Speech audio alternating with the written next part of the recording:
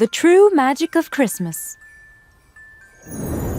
Once upon a snowy Christmas Eve in Cozy Town, a sweet little girl named Lily was admiring the decorations at the Christmas market with her family and pets.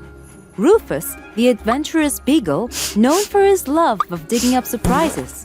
Whiskers, the curious cat, famous for his inquisitive nature and stealthy ways. And Polly, the chatty parrot, whose colorful feathers matched her vibrant personality. With her wide-eyed wonder, Lily wandered away from her family while admiring the twinkling lights. Suddenly, she found herself lost in the bustling holiday market. As panic began to set in, Rufus noticed Lily's plight. He interrupted Whiskers, who was really busy chasing a mouse. "Come quickly, we have a mission. Lily is missing." Whiskers directly braked. "I will postpone eating you till after finding Lily. Have a last great evening." Can you postpone it till after Christmas? There will be lots of evenings filled with milk and cookies. Please? Tempting. You will be even fatter. Polly joined. Cut it out, chatty one. Let's move. These three furry and feathered friends were determined to help their beloved owner find her way back home. Rufus, with his keen nose, sniffed the air for any traces of Lily. Whiskers slinked through the crowd, following footprints and clues. Polly perched high in the trees, keeping an eye out for a familiar pink coat and a red bow in her owner's hair. They searched the area, but it was difficult to know where to start. To the right? Why not take the left instead? While they were gathered to discuss their next move, Rufus disappeared. He couldn't resist chasing a squirrel, but in doing so, he accidentally stumbled upon a lost mitten that smelled just like Lily's. He barked excitedly. "Woof, woof!" The others gathered around to examine it. The first hint set them on the right path, but soon after, they faced many choices. "Let's split up and try to find her faster." No, we should all stick together. While debating their next move, Whiskers, always intrigued by shiny objects, discovered a trail of glistening ornaments leading towards the town square. He couldn't resist swatting at them, causing a delightful cascade of sparkling decorations. Admiring his playfulness, the pets realized Lily might be nearby. They took confidently the path, understanding her love for all things bright and shiny. Arriving then at a crossroad, Polly flew high above, screeched and squawked, attempting to mimic Lily's sweet voice. Oh, how beautiful it is in here. Her antics drew the attention of a kind-hearted vendor. "Ah, you're looking for the little one, aren't you?" She headed that way, captivated by the festive cheer. The three pets followed the clues. They encountered a group of carolers singing their hearts out. Rufus joined in with his enthusiastic howling. Whiskers danced among the singers' feet, and Polly tried to mimic the carols with her squawky renditions. They earned a round of applause from the crowd. The carolers laughed and pointed the pets in the right direction. Finally, the trio of pets reached the Christmas tree at the heart of the town square. There, beneath the towering evergreen, they spotted Lily, her tear-streaked face illuminated by the twinkling lights. With joyful barks, purrs, and chirps, the pets rushed to Lily's side, wrapping her in a circle of warmth and love. She hugged each of them tightly, feeling safe again. I wanted to watch the wonderful topper star light up and the big decoration gifts. I thought that was the Christmas magic moment, but I was eventually wrong. It's being well surrounded and feeling loved. Thank you for all your help, my friends." As the clock struck midnight and the church bells rang in Christmas Day, Lily's family appeared, drawn by the commotion. Tears of relief flowed as they reunited with their little girl and the loyal pets that are a cherished part of their family. The townspeople cheered, celebrating the miracle of a lost child found on the magical night. Lily, deeply affected, whispered while looking at her parents and friends. Oh, how beautiful it is in here. Nothing beats the warmth of the family bond, the pet's loyalty, and the stranger's kindness. Christmas is not just a time for presents, but a time for the presence of love and connection that make the season truly magical. It is an authentic celebration of love, loyalty, and the joy found in togetherness. The Elephant and the Ant. In the heart of a dense forest, there lived a majestic elephant who strutted through the trees with an air of superiority. His large size and immense strength made him believe he was the ruler of the jungle, and he took pleasure in tormenting the smaller creatures around him. One day, as he paraded through the forest, he encountered a mama bird with her hatchlings in their nest perched on a branch. "Hey, mama bird!" yelled out the elephant. "Bow down to me, you and your hatchlings, as I am the mightiest and most majestic creature of all time." But the mama bird, unimpressed with his arrogance, ignored him and continued to care for her 3 little babies. Enraged by the bird's audacity, the elephant used his trunk to shake the tree, hoping to scare the bird into submission. However, the mama bird and her babies escaped unharmed, leaving the elephant fuming with frustration. As the elephant continued, he came across a rabbit, happily munching on carrots. Wanting to assert his superiority, the elephant decided to torment the rabbit. "Hey, tiny creature! Give me your carrots and bow down to me, as I am your superior!" yelled the arrogant elephant. But the rabbit, enjoying his meal, ignored him and continued eating. This infuriated the elephant, who snatched the carrots from the rabbit's grasp and devoured them in one bite. The rabbit, angered by the theft, ran off in search of more carrots. One day, while drinking water from the river, he encountered a hard-working ant collecting food for its colony. "Why are you collecting so much food, you tiny ant? Where will all this fit in you?" laughed the elephant. The ant replied calmly, It's going to rain soon, and I need to prepare for it. With a sly and arrogant smile, the elephant sprayed water from his trunk, drenching the ant and ruining its hard-earned food. Undeterred by the elephant's bullying, the ant vowed to teach him a lesson. The next day, while the elephant was napping by the riverbank, the determined ant crept into his trunk and began to bite him relentlessly. Startled awake by the sudden pain, the elephant thrashed about, crying out for help as the persistent ant continued its assault. "Ow, ow, ow! Someone help me!" cried the elephant, but the ant ignored his pleas and preserved the bites. "Please, please stop! I'm in so much pain!" continued the elephant. Eventually, the ant victoriously emerged from the trunk, leaving the elephant humbled and remorseful for his actions. The immense animal was surprised that the cause of his pain was nothing but the tiny ant. See, this pain is similar to the one you caused to everyone in the forest, said the little ant. I hurt you physically, while you hurt us morally. Both have the same power, though the moral pain effect will last longer, while your physical pain will fade shortly. So please, always be aware that we, little creatures, are also able to hurt you, giant one, but we just choose not to. Realizing the gravity of his wrong behavior, the elephant apologized to the ant, promising never to trouble it or any other creature in the forest again. From that day forward, he used his strength to protect and assist his fellow animals, earning their respect and admiration. And so, in the vast tapestry of the forest, the unlikely friendship between an elephant and an ant blossomed, teaching all who witnessed it that true strength lies not in domination or intimidation, but in kindness and empathy.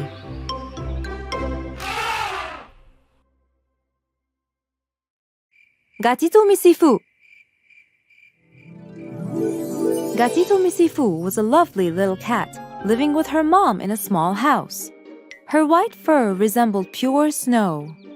One day, her mom wanted to go to the market. She wanted to make sure her daughter would be safe and gave clear instructions before leaving. My sweet little girl, I will be back very soon. Meanwhile, you stay home and you do not open the door for anyone. Gatito listened to her mom and started reading a book.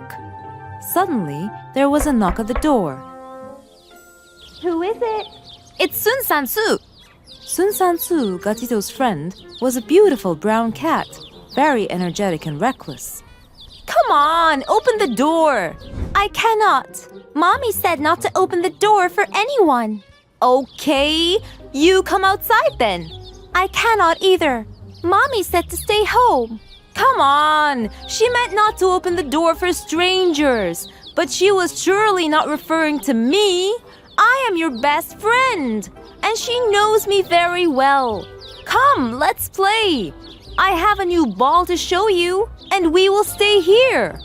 Gatito thought about the logical analysis Sun Sansu stated. Okay, but we will play next to our door. Sure, and we won't be late. We'll play for a few minutes, and you'll get back inside before your mom returns. And so, Gatito Misifu went to play with her convincing friend. They shot the ball, ran after it, and had lots of fun. At some point, Sun Sansu kicked it very high. The ball bumped into a tree and rolled down the field. The two little friends quickly followed its path to catch it, but the ball continued rolling down the road. The little cats trailed it constantly. They splashed into mud puddles, ran into bushes, jumped into garbage bins. Well, they surely did not notice the time spent nor the place they went. When the sky began to turn dark, signaling the approaching night, they looked around and realized they had no clue where they were anymore. Gatito panicked. Oh dear, what time is it? And how can we get back home? No worries. I can get you back in a cinch. But Sun Sansu was completely unaware of their location. He started asking around. How can we go to Swift Road? No idea. Never heard of it. Oh, it's in a completely different region. They received different answers, but none could guide them home. They had difficulty retracing their steps. They struggled to remember the places they passed by. It was a long and difficult trip. When Gatito Misifu stepped on the threshold of her house, it was really dark and late. Her mother answered her knocking with a voice filled with tears. Who is it at this time? It's me, Gatito Misifu. Her mother quickly opened the door, desperately searching for her daughter, but then promptly shut it upon seeing her. Go away! You're a fraud! No, Mommy, it's Gatito, your little daughter. Not at all. My sweet little one has white fur and smells lovely. I don't know you. Go away. Gatito Misifu was left outside in the night. Tired and cold, she was trembling like a leaf. The wild voices around her and the freezing weather competed to make her shake more. She curled up around herself on a bench and remained vigilant to her surroundings. Suddenly, lightning struck and the storm began. The rain fell in a downpour, and the little cat couldn't help herself from crying all night.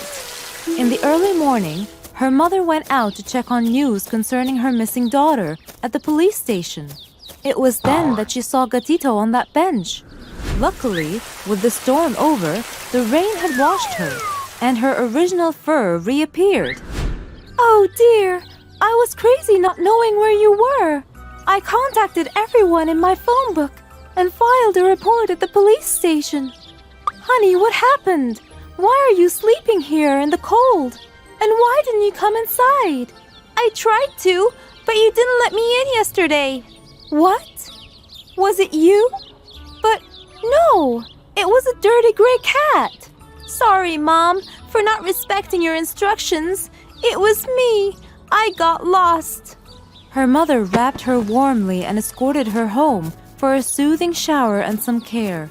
Mommy no longer needed to explain much to her daughter about why she should have followed the safety instructions. Gatito Misifu had fully grasped the importance of respecting adults' guidance, and henceforth she vowed never to defy her mama again. The Tortoise and the Hare. Once upon a time, there was a tortoise and a hare. The hare was very proud of his speed, and he liked to show off how fast he could run to everyone in the forest.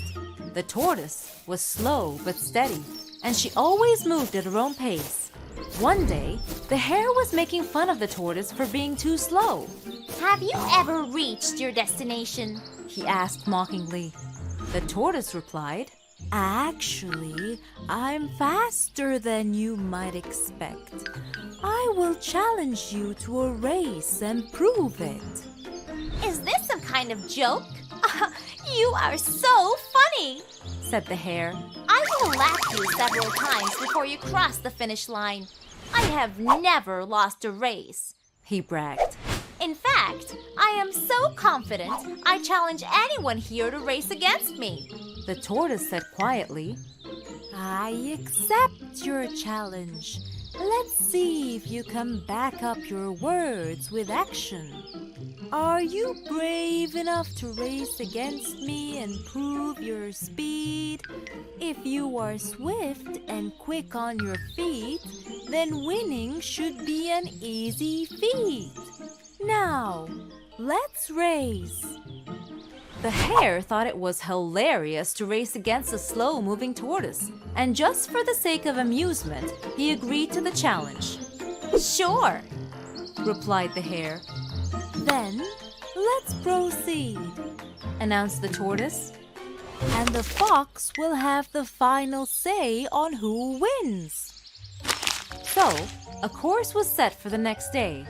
All the animals gathered to watch the race begin. Fast and slow, swift and steady. Which one will win with such glee? Only time will tell, so let's wait and see who will be the winner ultimately. With the fox serving as the judge, the distance had been marked, and with the wave of the flag, the runners were set in motion and the race started. The fast hare took off in a flash. He darted almost out of sight at once. The tortoise, who moved slowly and steadily, trailed behind the hare as he sprinted ahead. With the intention of humiliating the tortoise and emphasizing how absurd it was for her to even attempt to race against him, the hare lay down beside the course to take a nap and wait for the tortoise to catch up, demonstrating how far behind she was and how hopeless her efforts were in trying to keep up with him. Why bother racing with me? The hare taunted the tortoise. I might as well eat dinner here waiting for you. At your pace, you won't arrive for a couple of days. The hare leisurely took a nap, but the tortoise was too far behind to hear the hare's taunts. Meanwhile, the tortoise continued on her way, not giving up, despite being far behind the hare.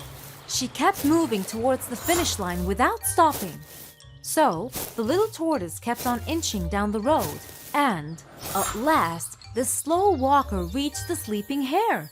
He was in such deep sleep that he was unaware of the tortoise passing cautiously and carefully by him. After a while, he woke up from his nap, only to realize that he had overslept, and to find that the determined tortoise was already far ahead of him, nearing the finish line. The sleepy hare quickly started running, but he could not pass the tortoise in time. With her perseverance, the tortoise eventually crossed the finish line first, surprising everyone who was watching the race. The hare was shocked to see that the tortoise had won. He realized that he had been too proud of his speed and had underestimated the determination and perseverance of the tortoise. He understood that the race is not always to the swift. Slow and steady. Yes, slow and steady is the one who claimed victory.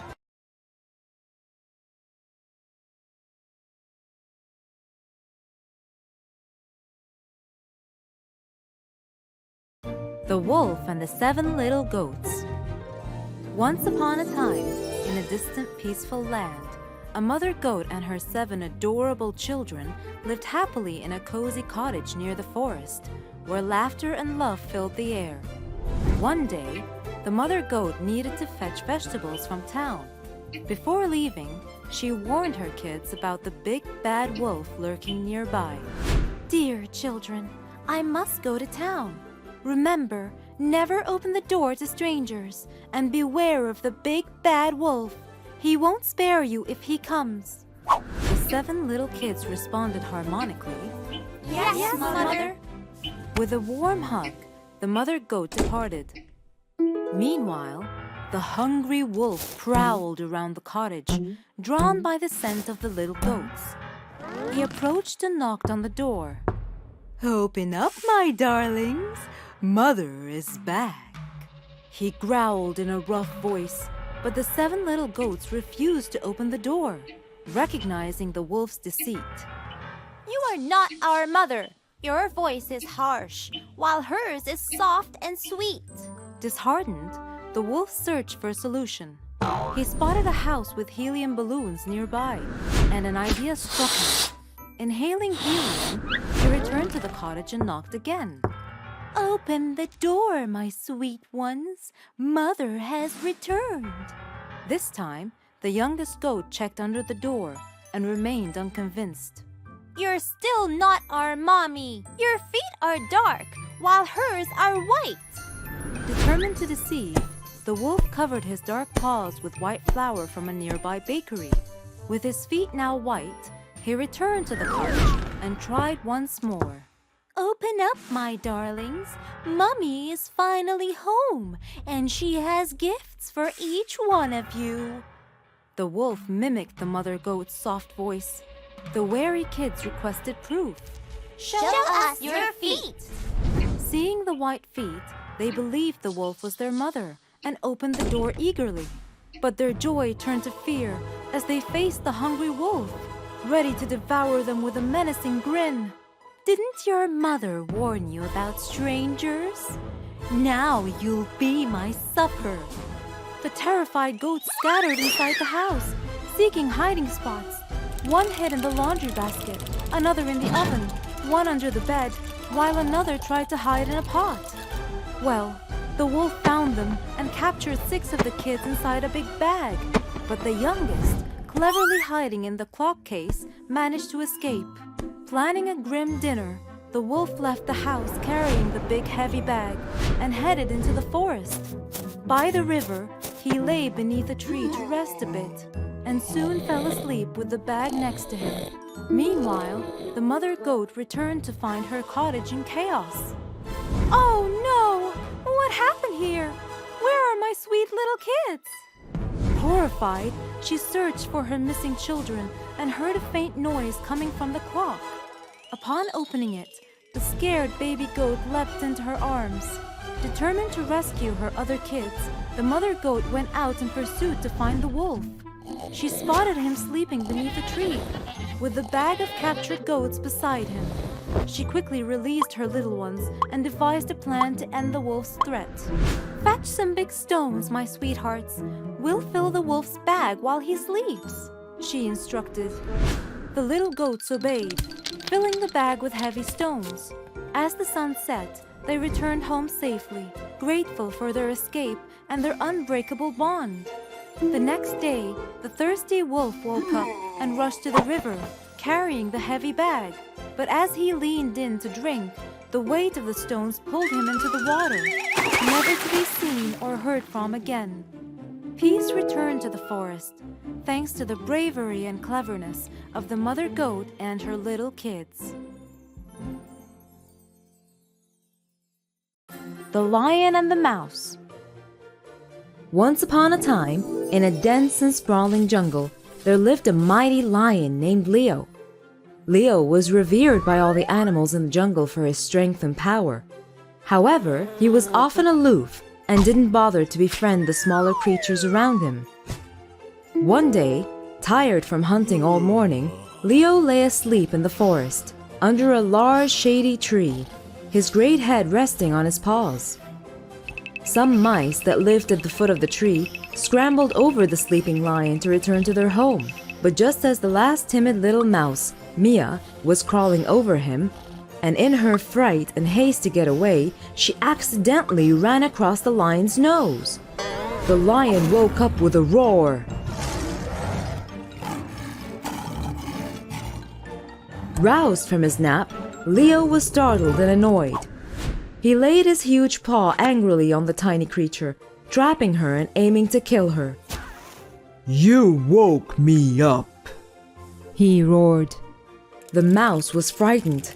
She apologized to the lion for disturbing him, and trembling, but with a hint of bravery in her voice, she squeaked, Almighty Leo, please spare my life. I'm just a small and insignificant mouse. If you let me go, I promise I'll be forever grateful to you. And someday, I will surely repay you. The lion was amused by the thought that a mouse could ever help him. You are funny. How could a mouse help a lion?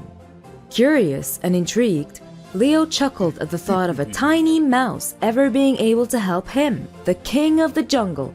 But he pitied the little poor mouse and generously decided to release her. He lifted his paw and finally set the mouse free. I'll let you go, just because you made me laugh. Some time passed, and one day, while stalking his prey in the forest, Leo accidentally stepped on a trap. A net made of thick ropes captured the lion and pulled him up into a tree. He was caught in the toils of a hunter's net. The lion struggled to free himself, but could not. He filled the forest with his angry roaring.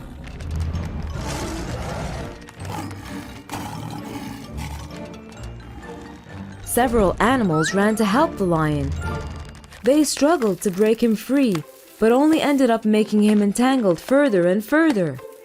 It seemed like there was no escape. Leo's mighty roars rumbled through the forest and echoed through the jungle as he became upset and afraid. Mia, the same mouse he had spared, heard Leo's distress calls and knew the voice. Remembering the lion's kindness, the mouse didn't hesitate and ran quickly to the lion's aid. She sprinted to the tree to find Leo struggling in the net, surrounded by different animals trying in vain to help him. Let me pass.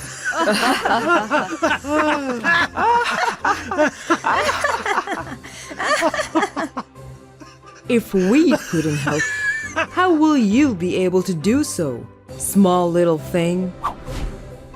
Mia ignored all the comments and climbed up to the trap. With her sharp little mouse teeth, she gnawed at the great ropes of the net that bound Leo.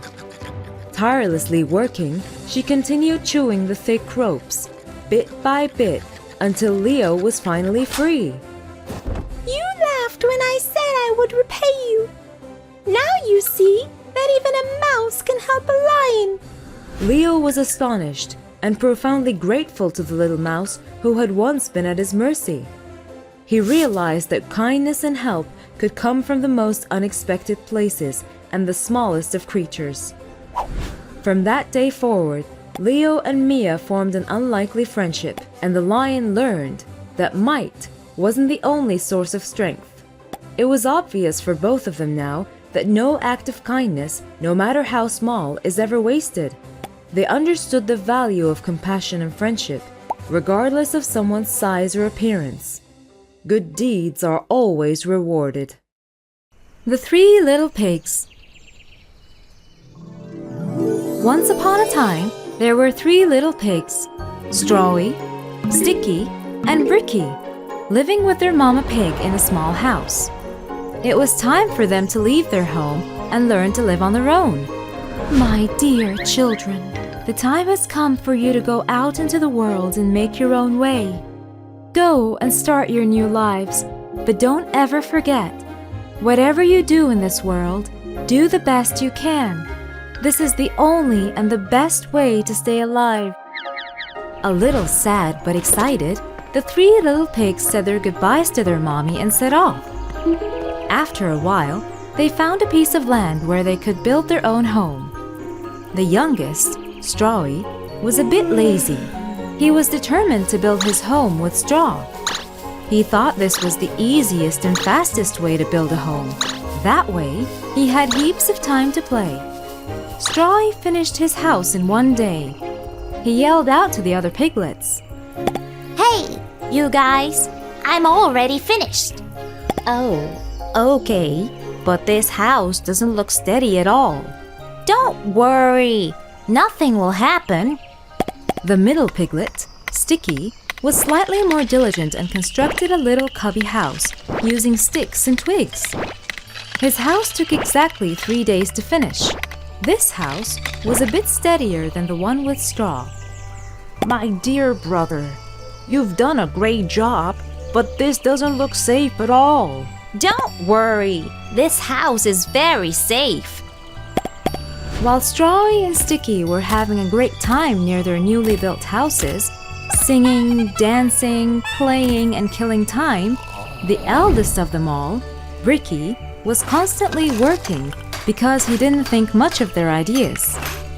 He was the most diligent of the three and decided to build a sturdy house made of bricks.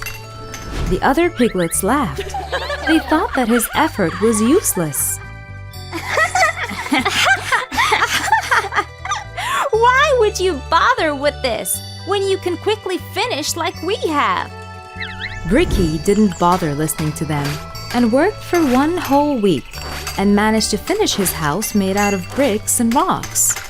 The brick house looked lovely and like it could withstand the strongest winds. A day later, a sly and cunning wolf named Wiley arrived near their home. He first stood in front of the house made of straw, and he smelled the pig inside. He thought the pig would make a mighty fine meal. Little pig, let me in, let me in. No, not by the hair on my chinny chin chin. Then Wiley, who was a very big, bad, and greedy wolf, showed his teeth and said, Then I'll huff, and I'll puff, and I'll blow your house down. You can't do anything to me. My house is steady enough. And so the wolf huffed, and he puffed, and he blew the house down in an instant. The wolf opened his jaws very wide and bit down as hard as he could. But with great effort, the first little pig barely escaped and ran away and went to Sticky's house to hide for safety. The hungry wolf continued down the lane, and he passed by the second house made of sticks. He smelled the pigs inside, and he thought about the fine dinner they would make. Little pigs, let me in, let me in. No, not by the hair on my chinny chin chin.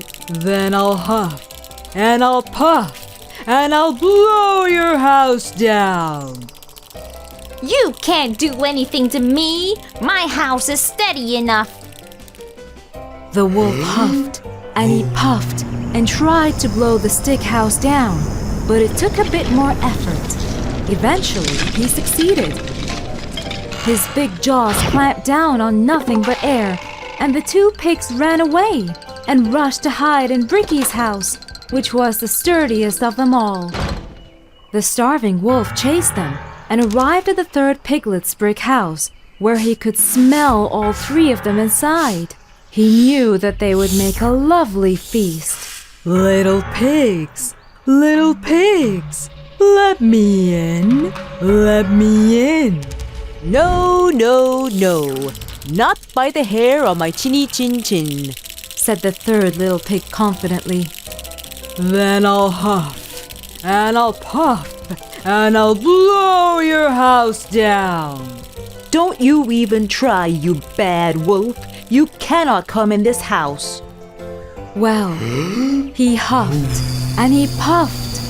He puffed, and he huffed, and he huffed, and he puffed, but he could not blow the house down. At last, he was so out of breath that he couldn't huff and he couldn't puff anymore. So he stopped to rest and thought a bit. Finally, being exhausted, the wolf decided to try another way to go in. He saw the chimney up on the roof and started to climb the tree. Hearing a scrambling sound, Ricky realized that the wolf was going to climb up on the roof and come down the chimney. The piglets quickly lit up the fireplace right under the chimney and got the biggest pot they had, filled it full of water, and put it to boil on the woods. The wolf barely climbed up the chimney and threw himself in a plop. With a tremendous splash, he landed straight into the boiling bucket. Yowie! He screamed and shot back up the chimney. The last the three little pigs saw of the big bad wolf was him flying over the treetops, clutching a very sore tail. Mommy was right. Whatever we did in this world, we gave it our best. If you really work for something, it will be a success. From that day on, the two piglets were never lazy. They worked hard like their big brother and lived a happy and safe life in their strong brick houses. Ugly Duckling. On a little farm, long ago, lived a cute duck family. Mommy Duck was sitting on her 7 eggs, waiting for her new ducklings to hatch. One sunny morning, the eggs began to hatch. One by one, yellow ducklings stepped out of their shells. They shook their wings with excitement. Look at you. You are all so cute. But one large egg was still in the nest. Well, it looks like that big egg will take more time. So, she had to go sit on her nest again and wait longer. At last, the largest egg hatched. With great confusion, the poor duckling began to look around. His mother and siblings were a bit more confused than he was, because this duck in particular did not look like his siblings. He was built much broader and had gray and white feathers. What is that? He cannot be one of us. I have never seen such an ugly duckling. How can you say such a thing? That's not nice. Now line up. We will go to the lake for your very first swim. Yet the other ducklings quacked. Ugly, ugly, ugly. The ugly duckling did not know why the other ducklings were yelling at him. He took the last spot in line. Each yellow duck jumped in the river and swam behind Mama Duck. When it was his turn, the ugly duckling jumped in and started to paddle too. He was a great swimmer. Later on, each time the ugly duckling tried to play with his brothers and sisters, they yelled, Go away. We will not play with you. You are ugly. Time was passing, and the ugly duckling was growing up to be different. All the animals on the farm were bullying him. Ugly duckling, ugly duckling, ugly duckling. Mother Duck, on the other hand, was doing her best to protect him. She couldn't bear to see that poor child so sad. But as the days passed, the poor ugly duckling was feeling worse. All night long he would silently cry. Just because I am ugly doesn't mean everyone has to be mean. No one wants to play with me or even talk to me. One day, one of the yellow ducklings said to the ugly duckling, You know what? You would do us all a big favor if you leave. Get out, get out, get out. They're right. I should go. That night, the ugly duckling flew over the farmyard fence and landed on the other side of the lake. There, he met 2 grown-up ducks. Can I please stay here for a while? I have nowhere else to go. What do we care? Just don't get in our way. Suddenly, a big hungry dog came chasing the 2 ducks. They quickly flew up in the air. The poor ugly duckling froze in fear. The dog sniffed and sniffed at the ugly duckling, then turned away. I am even too ugly for the big hungry dog. Ugly duckling began to move along. Soon after, an empty lake appeared. Well then, if nobody wants me, I will hide here forever. Even though he was all alone, he was very happy. One day, he saw a horde of white long-necked birds migrating to the south. How beautiful they are! I wish I could be like them. Winter came and snow began to fall, so it was hard to find food. Cold and tired, trying to forage, the ugly duckling came across a farmer. Poor thing. You must be freezing. I'll take you home and look after you till you grow." Indeed, the farmer took good care of the ugly duckling. When spring arrived, the ugly duckling had grown. The farmer took him back to the lake to give him more space to move around freely. The ugly duckling looked at his reflection in the water, but he was amazed at what he saw. At first, he couldn't recognize himself. He thought there was someone else behind him. So he flipped his wings and noticed that his reflection was doing the same thing. He stretched out his neck, and his reflection continued to mirror his movements. Right then, he knew that this amazing bird was no one other than himself. Oh, how much I've changed! I look like the birds in the sky!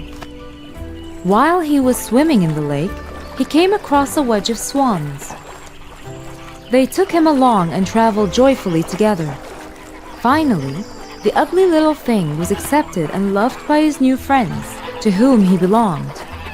A boy at the lakeshore yelled out to his friends, Hey, look at the young one all the way back! Must be the most beautiful swan I've seen! The swan did not know how to react to so much praise. He felt shy.